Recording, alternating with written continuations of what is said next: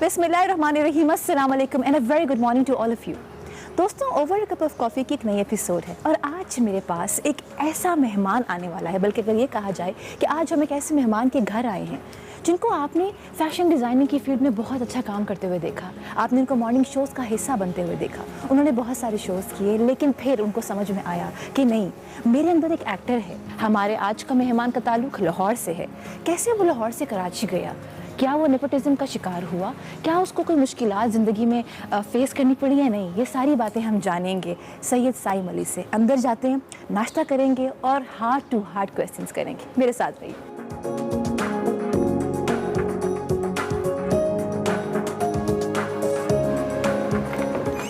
अस्सलाम वालेकुम। वालेकुम अस्सलाम। Thank you so much. कैसे हैं आप लोग? मैं बिल्कुल ठीक हूँ। कैसे हैं आप? बिल्कुल ठीक ठाक। कितने साल बाद मिल रहे हैं हम? बहुत साल। हम लोग बहुत साल बाद मिल रहे हैं। आप बिल्कुल नहीं बदली, आप तो बिल्कुल वैसी की वैसी हैं। और आप भी बहुत अच्छे लग रहे हैं। ये हमारा एक कॉम्बाइन प्रेजिंग सिस्टम चल रहा है यहाँ पे। और अच्छी बात ये दोस्तों कि हम बहुत सालों के बाद मिल रहे हैं, लेकिन वो जो वाइब्स हैं, वो जो केमिस्ट्री है, वो हमारी पहले भी मैच करती थी और आज भी। अल्हम्दुलिल्लाह। तो हम कहाँ जा रहे हैं? बाहर बैठ रहे हैं, अंदर जा रहे हैं? आप लोग मेरे ड्राइंग रूम में आ रहे हैं। जी प्लीज आइए। After you. Thank you. Saim, 9 साल से आप अपने इस मंजिल को पाने के लिए कोशां हैं।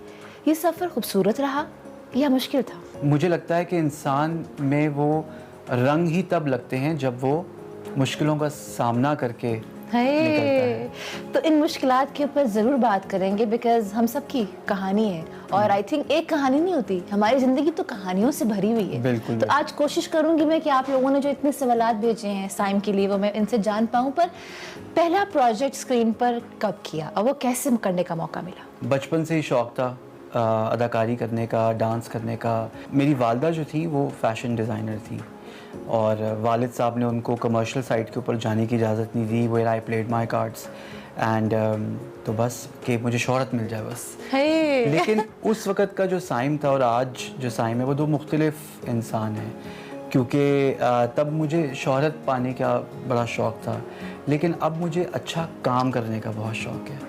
मेरा जो पहला स्क्रीन जो प्रोजेक्ट था वो एक मॉर्निंग शो की शक्ल में था। मैंने एक मॉर्निंग शो होस्ट किया था नूर बुखारी के साथ, गुड मॉर्निंग ज़िंदगी के नाम से, और वो बहुत ही चर्चे में आया। लोगों ने उसको बहुत पसंद किया और वहाँ से मुझे लगता है सही मायनों में मेरे सफ़र का जो है वो आगाज़ हुआ। पहला ऑडिशन कैसे हुआ था? मैंने कोई ऑडिशंस कभी दिए ही नहीं। साइम बहुत अरसे से किसी शो में नज़र नहीं आते। बेसिकली जब मैं कराची गया ड्रामास करने के लिए, तो वहाँ पे मुझे पता लगा ये कि मॉर्निंग शो आर्टिस्ट अलग है और ड्रामा आर्टिस्ट अलग है, और वो बैरियर ब्रेक करना मेरे लिए बहुत ज़रूरी था। क्योंकि मेरा जो फोटे था वो एक्टिंग था। लोगों ने अब से कुछ अरसे से पहले तक मुझे आर्टिस्ट तस्लीम किया ही नहीं था कि ये एक्टिंग भी कर सकता है या ये एक्टर है।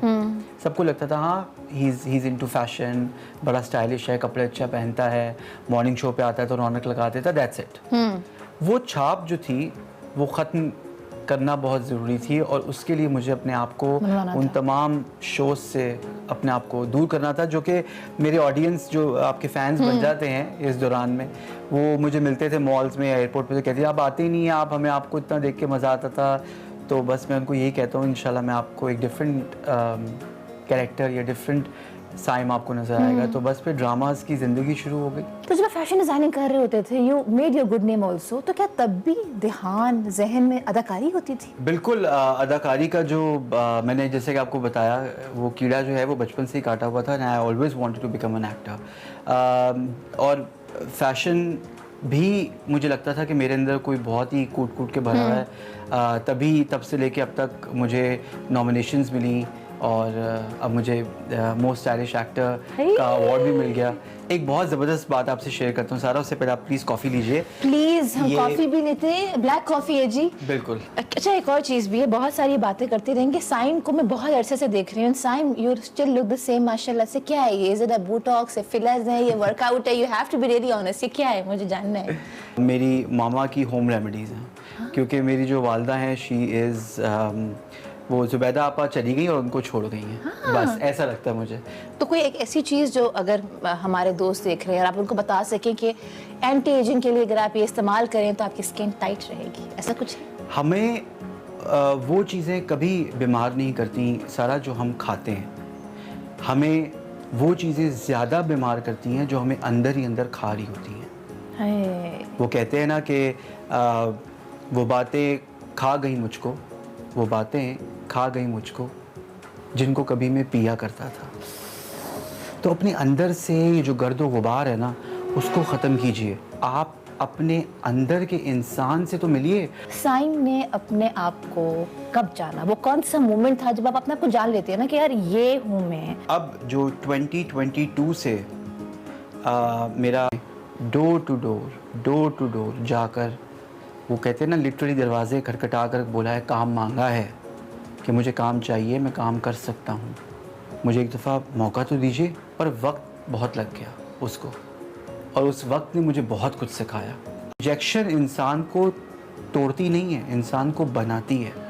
हर वो दोस्त जो पीठ पीछे दुश्मन है, वो आपको एक बहुत ज़बरदस्त किस्म का लेसन देके जा रहा है। साइम, इस पूरे ड्यूरेशन में वो कौन से लोग थे जिन्होंने बहुत सपोर्ट किया, और वो कौन से ऐसे लोग थे जिन्होंने सिखा दिया कि हाँ साइम, मुझसे दूर रहो?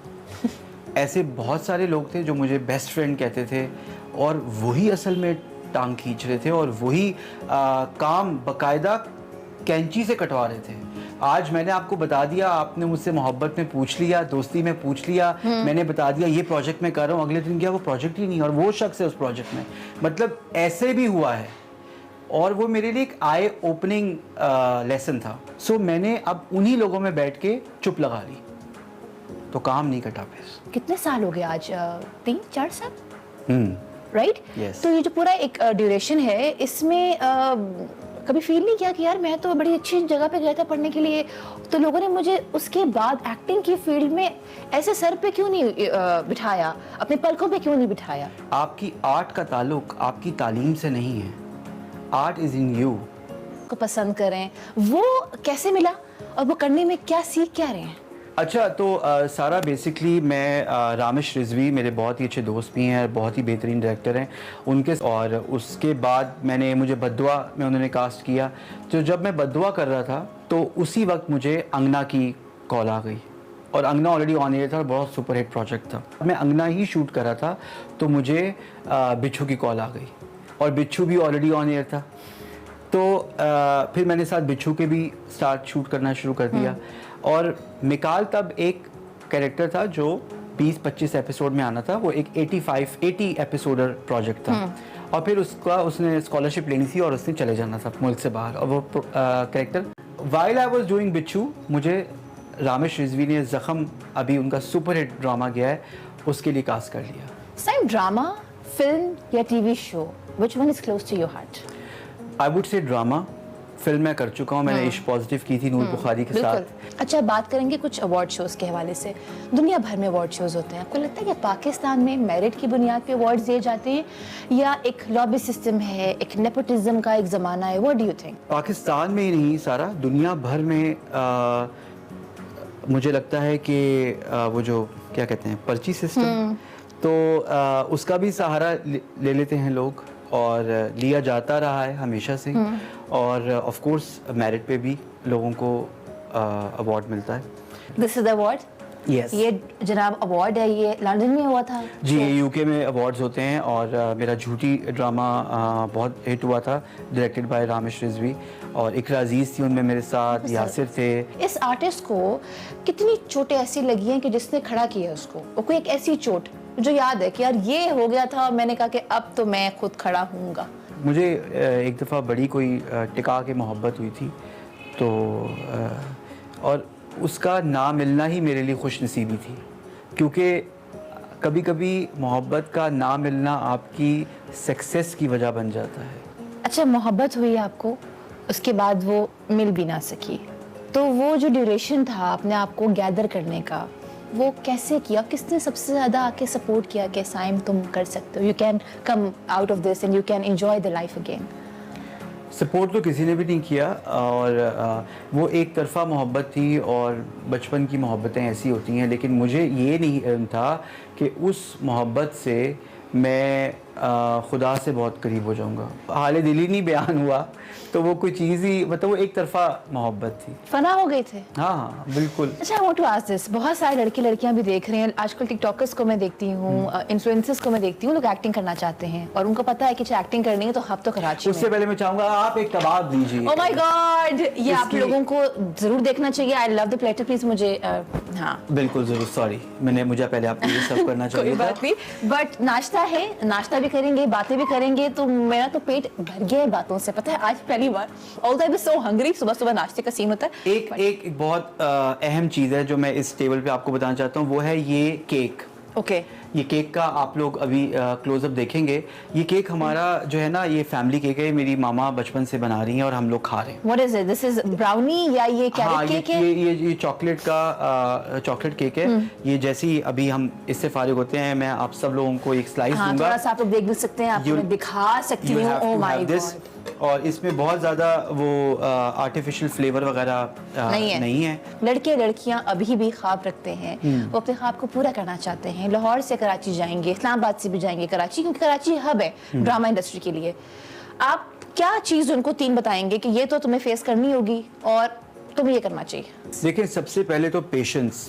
आपके अंदर पेशेंस की आज तो मैं कहता हूँ हर इंसान के अंदर ना पेशेंस की कमी है। दूसरी बात ये कि शॉर्टकट जो है ना वो लॉन्ग कट बन जाता है। इंडस्ट्री ने बहुत सारी आपको रियलिटीज़ दिखाई हैं, आपने एक्सपीरियंस किया है बहुत कुछ, लोगों से मिले, लगा दोस्त हैं, फिर समझ में आया कि दोस्त तो नहीं है मेरा ये। लेकिन इस इंडस्ट्री ने आपको क्या कोई सच्चा दोस्त दिया है?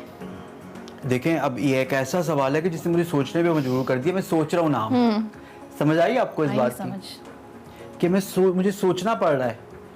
आप ये देखिए कि कितना, कैसी बात है ये किस किस्म का वक्त है सारा, कि हमें सोचना पड़ रहा है कि हमारे से मुखलिस कौन है। Sana Fakhar is a very dear friend of mine और मुझे उन्होंने बहुत मोटिवेट किया। Thank you so much Saim, coming from you it really means a lot. और वो कहते हैं कि हर चीज़ का एक वक्त मुकर्रर होता है। हम कब से सोच रहे थे कि ये शो प्लान करें, पर कुदरत ने लिखा हुआ था कि ये आज के दिन ही होना था। मुझे उम्मीद है कि मैंने आज बहुत कुछ सीखा है साइम के इस पूरी लर्निंग से। आई होप आप कुछ सीख पाएँ, क्योंकि मुझे लगता है कि हम सब कभी ना कभी कहीं ना कहीं ज़िंदगी में फंस जाते हैं और फिर निकलना होता है वहाँ से। वो कैसे निकलेंगे? बस अपने आप पे एतमाद करें कि मैं सब कुछ कर सकता हूँ, मुझे कोई नहीं रोक सकता। अल्लाह पे भरोसा रखिए और अल्लाह हाथ पकड़ता है और फिर बस आपके दिन बदल जाते हैं। दिस इज मी सारा बलोच साइनिंग आउट। अपना ख्याल रखिएगा और जाते जाते पाकिस्तान जिंदाबाद।